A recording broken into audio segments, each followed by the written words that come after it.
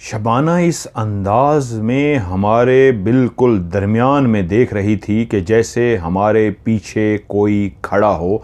और उसी लम्हे मैंने और अम्मी ने पीछे मुड़कर देखा, लेकिन हमारे पीछे कोई भी नहीं था। लेकिन अभी तक वो टिकटिकी बांधे हमारे दरमियान में ही देख रही थी। पीछे तो कोई नहीं है, फिर शबाना किसको देख रही है? अम्मी ने उसे एकदम से गले लगा लिया और कहा, मेरी बेटी क्या हुआ है? लगता है मेरी बेटी डर गई है। उसी वक्त अम्मी ने उसके ऊपर पढ़ना शुरू कर दिया। अम्मी पढ़ के उसके ऊपर दम करती गई, पढ़ के उसके ऊपर दम करती गई। थोड़ी देर के बाद देखा जैसे वो बेहतर सी हो गई हो, नॉर्मल सी हो गई हो। अम्मी ने उसे पूछा, अब बताओ शबाना क्या हुआ?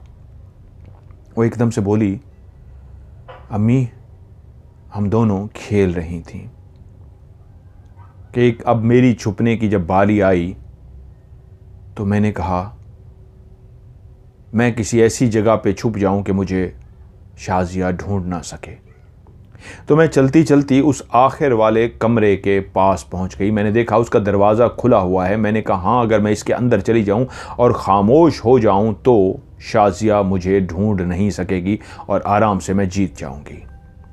तो मैं आराम से चलती चलती उसी कमरे के पास पहुंची जिसका दरवाज़ा आधा खुला हुआ था। मैं उसके अंदर दाखिल हो गई। जैसे ही मैं उसके अंदर दाखिल हुई तो पहला मुझे डर ये लगा कि घुप अंधेरा था उस कमरे के अंदर और वो दरवाज़ा खुला होने की वजह से मैं उसके अंदर तो चली गई, लेकिन उस घुप अंधेरे की वजह से मुझे बहुत ज़्यादा खौफ महसूस हुआ।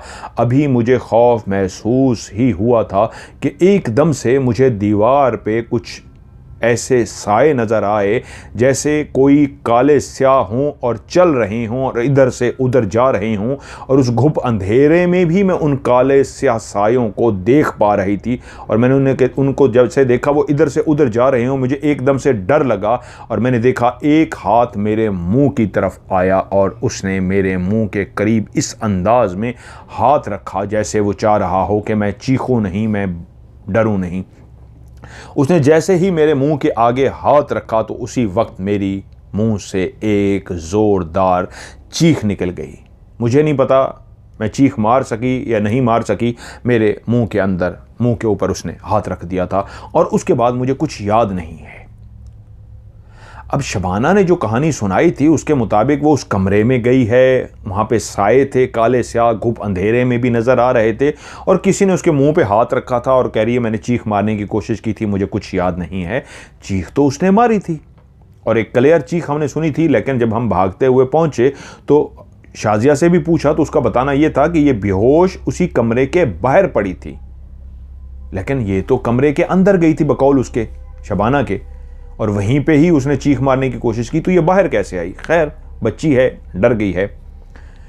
उसके ऊपर हम अम्मी पहले ही पढ़ाई कर चुकी थी, वो बेहतर हो गई थी, लेकिन थोड़ी ही देर के बाद ऐसा महसूस हुआ जैसे उसका वजूद बुखार में तपना शुरू हो गया हो। उसको बुखार हो चुका था। वालिद साहब भी घर पहुंच गए, उनको सारी सूरत हाल बताई गई, उन्होंने भी पढ़ के दम किया। उन्होंने कहा इंशाल्लाह बच्चे की तबीयत ठीक हो जाएगी। डर गई है और बच्चे अमूमन डर जाते हैं, डर की वजह से ऐसा हो जाता है। अम्मी रात सारी उसका ख्याल करती रहीं, जो मेडिसन वगैरह होती थी उस दौर में वो उनको मेडिसन वगैरह देती रहीं, लेकिन जब सुबह हुई तो पता लगा अभी तक उसका बुखार उसी तरह तेज़ है, वो रात सारी सोई नहीं थी। उसको लेके हम हस्पताल चले गए। 3 दिन वो हस्पताल में रही और 3 दिन तक उसका बुखार था कि उतरने का नाम नहीं ले रहा था। वो खा पी भी नहीं रही थी और इन 3 दिनों में अच्छी खासी वो कमज़ोर हो गई थी। उसने खाना पीना भी छोड़ दिया था। डॉक्टर ड्रिप्स के ज़रिए और इंजेक्शंस के ज़रिए उसको ताकत दे रहे थे। चौथे दिन उसका बुखार उतरा और उन्होंने हमें इजाज़त दी, अब ये ठीक है, आप इसको घर लेकर जा सकते हैं।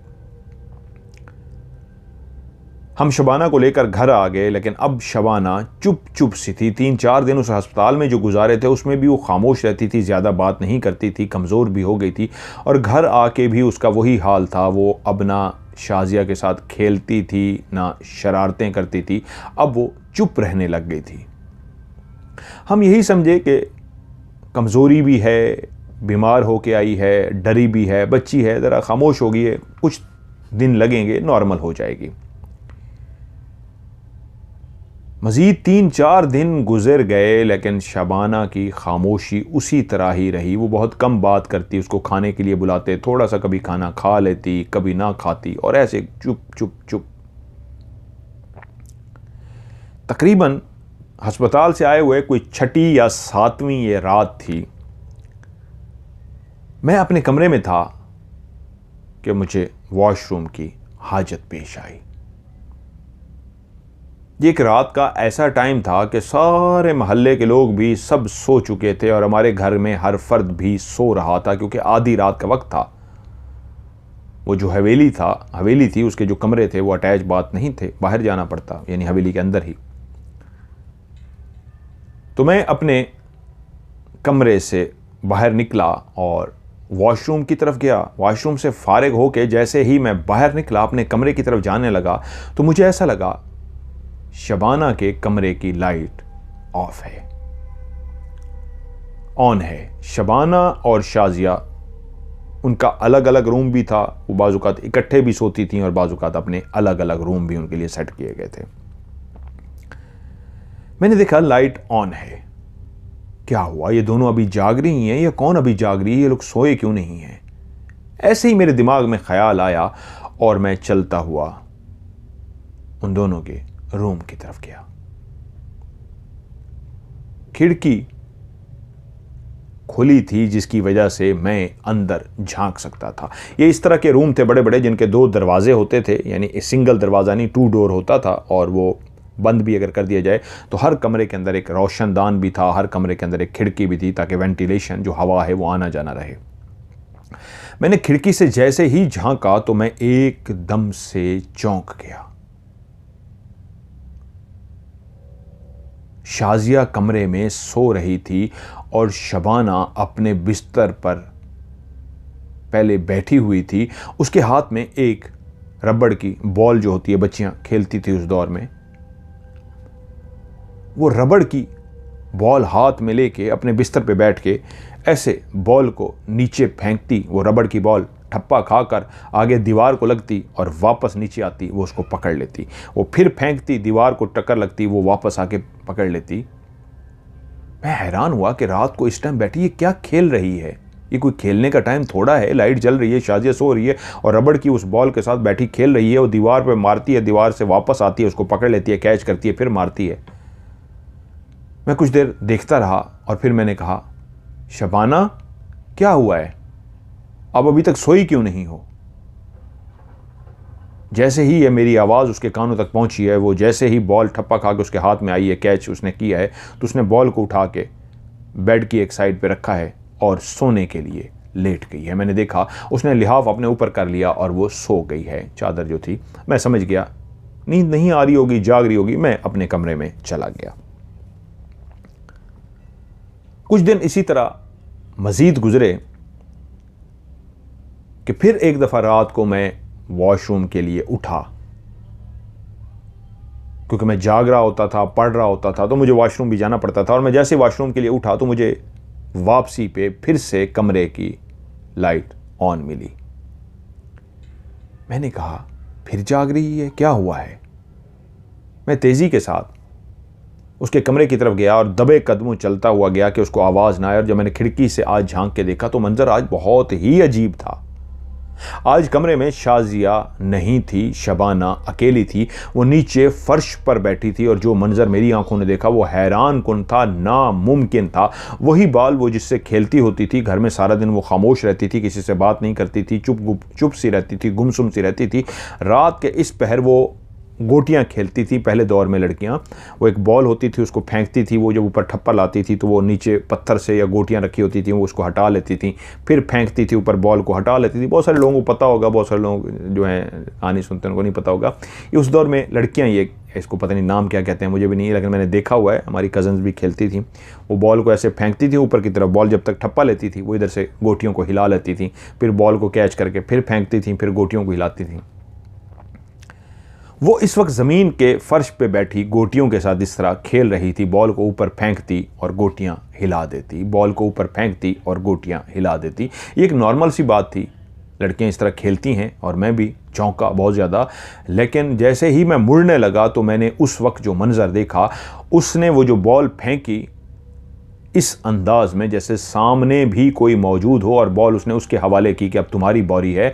और वहाँ मेरी आंखों ने क्लियर इस मंज़र को देखा कि अब कोई ना नज़र आने वाली ताकत सामने जो मौजूद है वो भी बॉल के साथ उसी तरह कर रही थी कि बॉल ऊपर ठप्पा लेती और नीचे पड़ी हुई गोटियाँ साइड पे हो जाती, फिर बॉल को ठप्पा दिया जाता और गोटियाँ साइड पे हो जाती। यानी शबाना अकेली नहीं थी, वो किसी के साथ बैठी खेल रही थी और जिसके साथ बैठी खेल रही थी वो नज़र नहीं आ रहा था। मैं एकदम से घबरा गया कि क्या करूं, क्या वालिदैन को जगाऊं, ये तो बहुत अजीब व गरीब सा मंज़र है। मैं सीधा अम्मी अब्बू के कमरे की तरफ गया। मैंने इसे हल्का सा दरवाज़ा नॉक किया तो एकदम से अम्मी की आवाज़ आई, क्या हुआ? मैंने कहा अम्मी मैं हूँ। अम्मी ने पूछा कौन? मैंने कहा अम्मी मैं हूँ। तो अम्मी ने आके दरवाज़ा खोला और बोली क्या हुआ है?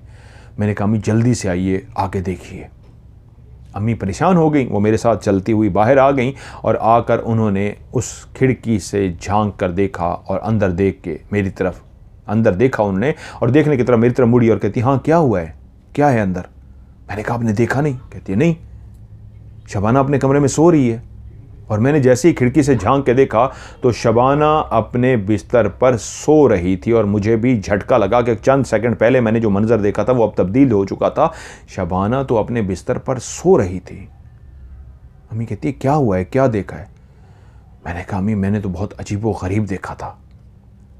अम्मी कहती है अभी सो जाओ, अभी सो जाओ, सुबह इस पर बात करेंगे। मैं भी कमरे में चला गया, अम्मी भी सो गई, लेकिन उस रात मैं सो नहीं सका और मैं परेशान रहा, सोचता रहा ये कैसा मंजर था, मेरी आंखें धोखा नहीं खा सकती, मैंने क्लियर देखा है। और जब सुबह हमारे अब्बू चले गए काम पे तो मैं अम्मी से मुखातिब हुआ, अम्मी मैंने रात जो देखा था। अम्मी बेचैन थी पूछने के लिए, हाँ बताओ, अब बताओ रात क्या देखा था। और मैंने अम्मी को बताया कि इस तरह शबाना बैठी खेल रही थी और सामने भी गोटियों के साथ कोई खेल रहा था, मुझे नज़र कोई नहीं आया। मैं आपको बुलाने के लिए आ गया और जब आप आई हैं तो शबाना सो गई थी, ये भी मैं देख के हैरान रह गया। और मैंने अम्मी को बताया कि इससे पहले भी मैं शबाना को इसी तरह देख चुका हूँ कि वो अपने बिस्तर पर बैठी हुई थी और बॉल को सामने दीवार पर मार रही थी। और मैं हैरान रह गया कि रात के इस पहर ये कौन सा खेलने का टाइम है कि वो इस वक्त दीवार के साथ बॉल को मारती है, ठप्पा खा के दीवार से बॉल वापस उसके हाथ में आती है, वो उसको कैच करती है और फिर से फेंकती है। मैं कुछ देर खड़ा देखता रहा और उसके बाद मैं बाहर से बोला, शबाना ये कौन सा खेलने का टाइम है, सो जाओ।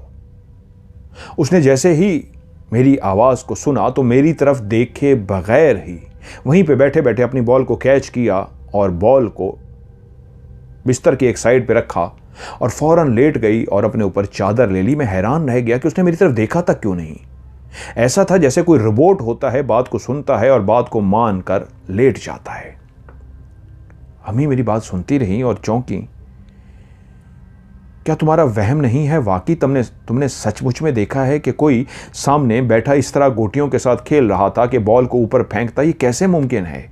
इतनी बड़ी बात कैसे हो सकती है कि कोई इस तरह बॉल को फेंकता और खेलता जब तक कोई इंसान सामने ना हो? कोई कैसे खेल सकता है? मैंने कहा अम्मी ये मेरा वहम नहीं है, आपको जो मैं बता रहा हूं मैं खटका हूं। आपको पता है कि मैं खुद ऐसी बातों पे यकीन नहीं करता, डरने वालों में से नहीं हूँ, लेकिन जो कुछ मेरी आंखों ने जो कुछ मंजर देखा है तभी मैं हैरान हुआ हूँ और तभी मैंने आपको बुलाया है और कि ये सब क्या है। अम्मी ने कहा ठीक है देखते हैं इसको। अम्मी कुछ उलझ सी गई थी, परेशान सी हो गई थी। अब मैं रात को कोशिश करता कि जल्दी सो जाऊं, इस तरफ मेरा दिमाग ही ना जाए इस तरफ, लेकिन मेरी आंख फिर भी खुल जाती। मुझे नींद नहीं आ रही होती तो मैं कुछ पढ़ना शुरू कर देता और फिर कुछ दिनों के बाद मैं कमरे के अंदर ही था। हर तरफ रात की खामोशी थी, हर तरफ अंधेरा था, सब अपने अपने बिस्तरों पर सो रहे थे। गहरी रात थी, खामोशी थी, लेकिन मेरे कानों में एक आवाज़ आ रही थी। उस बॉल की आवाज़ रबड़ की बॉल को जैसे कोई ज़ोर से फेंकता हो, और उस फेंकने से जब वो बॉल ठप्पे खाती तो उसकी आवाज़ सुनाई दे रही थी। क्या ये आवाज़ सिर्फ मैं सुन पा रहा हूं, या मेरी अलावा भी किसी को ये आवाज़ आ रही है? मैं कुछ देर अपने बिस्तर पर सोचता रहा, और उसके बाद मैंने फैसला किया कि मैं देखता हूं, अगर कुछ ऐसा मंजर हुआ मैं ज़रूर अम्मी को बुला लूंगा। मैं आहिस्ता आहिस्ता अपने बिस्तर से नीचे उतरा। मेरे कमरे का दरवाज़ा बंद था। मैंने आहिस्ता आहिस्ता दोनों दरवाज़ों को खोला, लेकिन अभी तक आवाज़ क्लियर आ रही थी। और जैसे ही मैं कमरे से बाहर निकला तो मैंने देखा आवाज़ सीढ़ियों की सिमत से आ रही है। मैं कमरे से निकल के सीढ़ियों की तरफ जाना शुरू हो गया, और अभी मैं सीढ़ी से चंद ही कदम के फासले पे था कि मैंने एक मंजर देखा कि बॉल ऊपर से कोई फेंकता है, और ऊपर से बॉल ठप्पा खाते खाते सीढ़ी से गिरते गिरते नीचे ज़मीन पे आके गिरती है, और उसके बाद वो बॉल आगे की तरफ चले जाती है। आगे अंधेरा था, मुझे नज़र नहीं आ रहा था कि आगे बॉल कहाँ चली जाती है, लेकिन साथ ही ऊपर से कोई और बॉल फेंकता है। फिर से बॉल ठप्पा खाती खाती नीचे आती है, और उसके बाद आगे अंधेरे की तरफ चली जाती है। इतनी बॉलें हैं जो भी ऊपर है उसके हाथ में कि वो हर बॉल को फेंकता है और बॉल आगे चली जाती है, फिर से वो नई बॉल फेंकता है, फिर से वो नई बॉल फेंकता है। ये पॉसिबल नहीं था कि किसी के पास इतनी ज़्यादा बॉलें हों कि वो इतनी देर से जो आवाज़ आ रही है और वो मुसलसल फेंक रहा है। या तो कोई नीचे खड़ा हो और वो उठाकर वापस ऊपर फेंके उसकी तरफ, तो फिर तो समझ आती है। ये तो जो भी ऊपर खड़ा था वो नीचे बॉल फेंक रहा था, और बॉल गायब होती जा रही थी या आगे जा रही थी, ऊपर से वो फिर फेंक देता। ये सोच के मैंने फैसला किया कि मैं बिल्कुल सीढ़ी के सामने पहुंचूं और देखूं कौन है ऊपर जो बॉल को फेंक रहा है। मैं आहिस्ता से, मेरे कदम लड़खड़ा रहे थे, मेरे जिस्म के अंदर एक खौफ की लहर दौड़ गई थी, मेरे दिल की धड़कन तेज़ हो गई थी, लेकिन फिर भी मैं चलता हुआ सीढ़ी के बिल्कुल सामने पहुंच गया। और जैसे ही मैंने गर्दन को ऊपर की तरफ देखा, सामने कोई और नहीं, मेरी बहन शबाना खड़ी थी, और उसके हाथ में एक बॉल थी। उसी लम्हे उसने वो बॉल नीचे फेंकी, और जैसे ही बॉल नीचे फेंकी उसने एक ठप्पा ही सीढ़ियों पे खाया होगा कि एक हवा का तेज झोंका, ऐसी गर्म हवा का तेज झोंका जैसे उस आग से बनी हुई वो हवा हो। उस हवा में ऐसी तपश थी जैसे आग ही आग हो। एक शां करके एक झोंका आया और मेरे वजूद को टच करके गया कि मैं एकदम से लरस गया। वो एक आग की बनी हुई हवा थी, इतनी तपिश वाली हवा कि मैं एकदम से लड़खड़ा गया और इधर उधर देखा, और उसी लम्हे वो बॉल जो ठप्पा खाते हुए नीचे आई थी कहाँ गई मुझे नहीं पता। और मैंने फिर से डरते हुए अपनी जब बहन की तरफ देखा, फिर से वो एक नई बॉल नीचे फेंक रही थी। तो मैं चौंक गया कि इसके हाथ में बॉल में देखूं कहाँ से आती है, कि उसी लम्हे जिस जगह पे मैं खड़ा था मैंने देखा उसने एक बॉल नीचे फेंकी जो सीढ़ियों से ठक ठक ठक ठप्पे खाती हुई बिल्कुल मेरे सामने पहुंच गई, और उसके बाद वो ज़मीन को टच होते हुए आगे बढ़ जाती थी। लेकिन इस दफ़ा वो बिल्कुल जैसे ही मेरे सामने पहुंच गई, मैंने उस बॉल को हवा में रुके हुए देखा। क्लियर वो बॉल ठप्पा खा के हवा में रुक गई, मेरी आंखों के सामने वो हवा में रुकी हुई थी। क्लियर मैंने उसको देखा, वो हवा में रुकी हुई है, और उसी लम्हे वो जो हवा में रुकी हुई थी उस बॉल ने ठप्पा खाया, जैसे किसी ने उसको फेंका हो या ठप्पा खाया हो सीढ़ी के ऊपर, और सीढ़ी के ऊपर ठप्पे खाते हुए वापस मेरी बहन के हाथ में पहुंच गई। मेरी बहन ने उसको कैच कर लिया, और दूसरी दफ़ा मेरी बहन ने उस बॉल को नीचे फेंका, और बॉल ठप्पा खाते खाते मेरी आंखों के सामने नीचे आई और फिर से हवा में रुक गई। और मैं खौफज़दा नज़रों के साथ, कांपते वजूद के साथ, दिल की धड़कन शदीद तेज़, एक भयानक मंजर कि बॉल हवा में दूसरी दफ़ा फ्रीज़ हो गई है, हवा में रुकी हुई है, और फिर से उस बॉल को मैंने देखा ऊपर की तरफ जा रही है, और जाते जाते मेरी बहन के हाथों में आ गई है। और उसी लम्हे फिर से एक तेज़ हवा का झोंका आया, और उसके अंदर इतनी शिद्दत थी कि वो जैसे ही झोंका आके मेरी कमर पे टच हुआ तो उसी लम्हे ऐसा लगा कि मेरी कमर पे आग लग गई हो और एक बाकायदा ज़ोरदार पंजा, जैसे कोई कमर पे ज़ोरदार पंजा मारता हो, ऐसे एक ज़ोरदार पंजा मेरी कमर पे पड़ा कि मुझे क्लियर महसूस हुआ कि दर्द की शिद्दत इतनी ज़्यादा थी कि पहले आग की तरह कमर पे महसूस होना और उसके बाद एक पंजा मुझे पड़ा था कि मेरे मुंह से एक ज़ोरदार चीख निकल गई। और जैसे मेरे मुंह से एक चीख निकली, मुझे नहीं पता मैं कैसे ज़मीन पर गिर गया। अम्मी अब्बू शायद मेरी चीख को सुन चुके थे। वो जल्दी से कमरे से बाहर निकले और उसी वक्त मेरी शबाना से बड़ी बहन शाजिया भी कमरे से बाहर आ गई। और अब्बू ने जब मुझे देखा मैं ज़मीन पे गिरा हुआ हूँ, भागते हुए मेरी तरफ आए और जैसे ही मुझे सीधा किया, मैं मुंह के बल पड़ा हुआ था, मुझे जैसे ही सीधा किया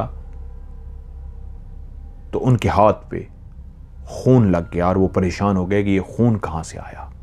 मैंने उसी वक्त कहा, बाबा मेरी कमर जल रही है।